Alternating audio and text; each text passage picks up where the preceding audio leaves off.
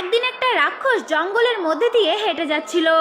ওই রাক্ষসটা যেতে যেতে টুনি পাখির বাড়ি দেখতে পায়। বাড়িটাকে দেখে রাক্ষসটা সেইখানেই দাঁড়িয়ে যায়। অন্যদিকে টুনি পাখি তার ঘরের মধ্যে সিঙ্গারা বানাচ্ছিল।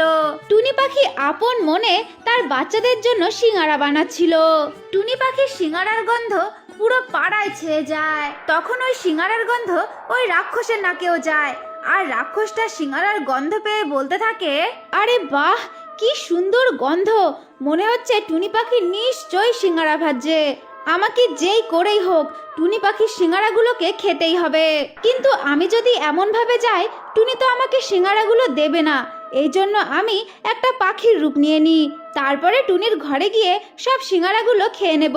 এই কথা বলে রাক্ষসটা তার রূপ বদলিয়ে একটা পাখির রূপ নিয়ে নেয়। এরপরে রাক্ষসটা টুনির ঘরের মধ্যে চলে যায় সিঙ্গারাগুলোকে খাওয়ার জন্যে। এইদিকে টুনি পাখির সিঙ্গারাগুলো তৈরি হয়ে গিয়েছিল, তাই টুনি সিঙ্গারাগুলোকে নিয়ে তার বাচ্চাদের জন্য বসেছিল। ঠিক তখনই ওই রাক্ষসটা ঘরের ভেতরে আসে আর এসে টুনি পাখির সমস্ত সিঙ্গারাগুলোকে খেয়ে নেয়। এই দেখে টুনি পাখি বড্ড রেগে যায় আর রেগে গিয়ে বলতে থাকে, আরে কে তুমি? তুমি আমার সমস্ত সিঙ্গারাগুলো খেয়ে নিলে? আমি যে আমার বাচ্চাদের জন্য সিঙ্গারাগুলো অনেক কষ্টে বানিয়েছিলাম। তুমি আমার সিঙ্গারাগুলো খেয়েছো, এখন আমার সিঙ্গারাগুলো আমাকে ফিরিয়ে দাও। টুনির মুখে এই কথা শুনে ওই রাক্ষসটা ভীষণ রেগে যায় আর রেগে গিয়ে তার নিজের রূপে ফিরে আসে। এরপরে রাক্ষসটা বলতে থাকে, কি বললি টুনি তুই? কি বললি? তোর সিঙ্গারা আমি ফেরত দেব? দাঁড়া, তোকে আমি এক্ষুনি মজা দেখাচ্ছি। এই কথা বলে রাক্ষসটা তার জাদুই শক্তি দিয়ে টুনি পাখিকে একটা সিঙ্গারা বানিয়ে দেয়। ঠিক তখনই টুনি পাখির বাচ্চারা ঘরের মধ্যে চলে আসে আর এসে সমস্ত ঘটনা দেখে নেয়।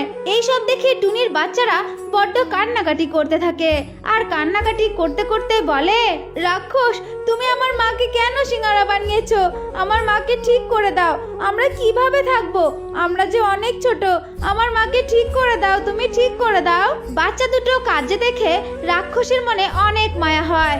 তাই রাক্ষসটা বলতে থাকে, আরে ছোট্ট ছানারা, আমি তোর মাকে আবার ঠিক করতে পারবো, কিন্তু তখনই যখন সবাই আমাদের ভিডিওটাকে লাইক করবে আর চ্যানেলটাকে সাবস্ক্রাইব করে দেবে। তখনই প্লিজ ছোট্ট বন্ধুরা, তোমরা সবাই ভিডিওটাকে লাইক করে চ্যানেলটাকে সাবস্ক্রাইব করে দাও, তাহলে যে আমার মা আবার ঠিক হয়ে যাবে আর আমরা আমাদের মায়ের সঙ্গে থাকতে পারবো।